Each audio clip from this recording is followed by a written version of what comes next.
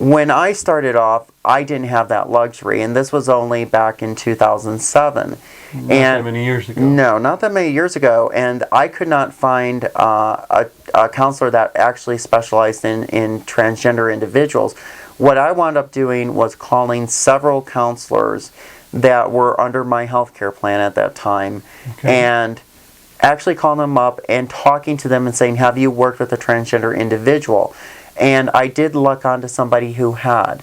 So therefore, I didn't have to start from scratch. But a lot of transgender individuals who are in areas where maybe they're in rural areas or they're in states without transgender protection laws, it's harder to find that counselor, and a lot of times you have to kind of teach them along the way and then be able to help you after they've started learning about the trans community. So the number one thing is to look for experience.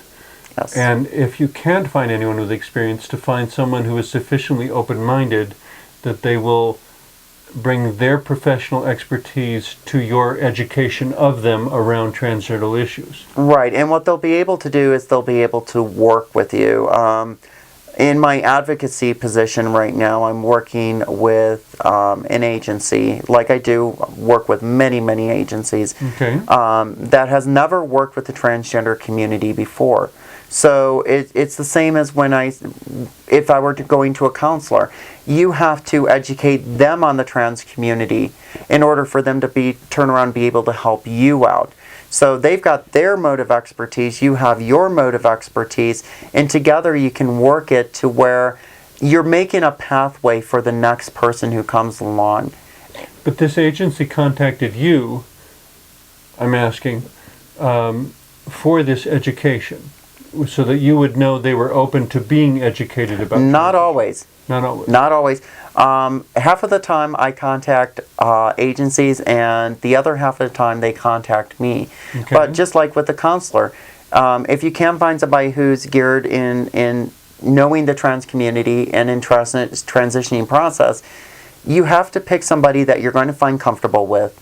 Once you have somebody you're comfortable with, they have comfort with you, you have comfort with them, then you're going to build that connection and you're going to learn from each other, but you're also going to help each other. Okay.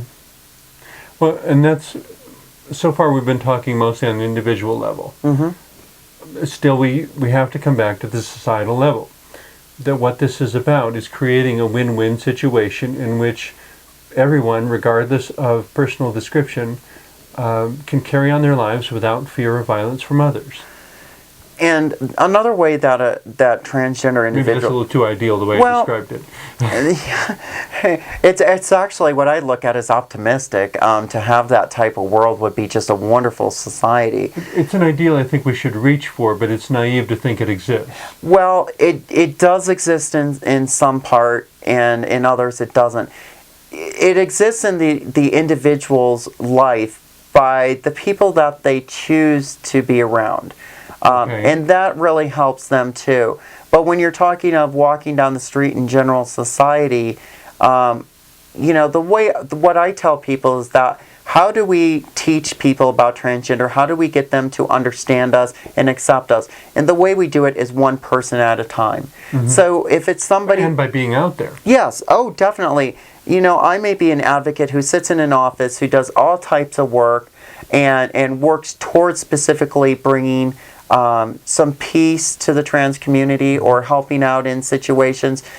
But what it really is, the big advocates out there are the people who go out of their house every day as who they feel they are and comfortable with themselves. Whether, and it doesn't matter... In a sense, living with a greater integrity than they were born with. Exactly. And it doesn't matter if they're a cross-dresser, if they're pre-op or if they're post-op transsexual. The thing is that they're out there and they're under the transgender umbrella and they're supporting the trans community, because every time they step out the door they're an advocate. Somebody has to see them, somebody has to interact with them, and that makes a huge difference. I recall seeing I think a departmental manager, manager of some level at a department store, a person who was, forgive me for judging by appearances, but clearly a transgender person, a woman who had very broad shoulders and was over 6 feet tall. Yes. I think it was a reasonable suspicion. No, I didn't bring the subject up. I didn't ask for confirmation, but it was neat to see because the store was treating it as absolutely normal. And not to say that it wasn't, but just that it's a different normal than what some people have grown up with. But we have to keep expanding the definition of normal to include that.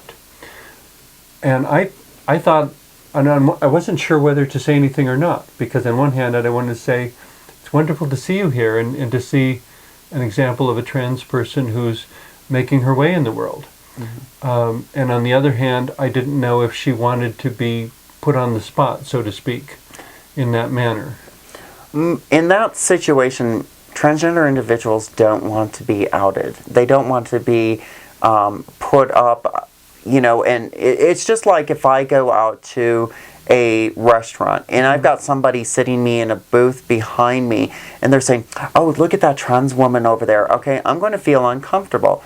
But the way to make them feel better is to actually just if it's a salesperson at a department store or somebody in a service position where they can help you, it doesn't hurt to go up and make them feel good and say, you know what, I need your advice on this, or can I have some help with this, and not say, oh, I can see you're transgender, could you help me with this?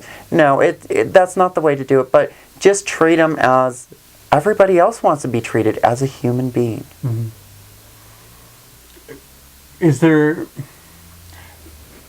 meeting a person like that in those sorts of contexts, I don't know whether they are trying to, what was the term you used the other time? Stealth? Stealth? Yes. I didn't know whether she was trying to pass or operating by stealth or not. If I had known that she was, I would have wanted all the more to say something to encourage her, to somehow communicate to her that around me you're safe. You don't have to worry about hiding secrets. You don't have to worry about hiding yourself. Just be who you are. It's, to give each other permission to relax and not even have to think of the term. I think one of the best ways, if you come up in a situation like that, again, one of the very best ways, is just to walk up to that person and maybe say, I like the way your clothes, or I like the way your makeup's done, or whatever. Okay. Just you look very beautiful today.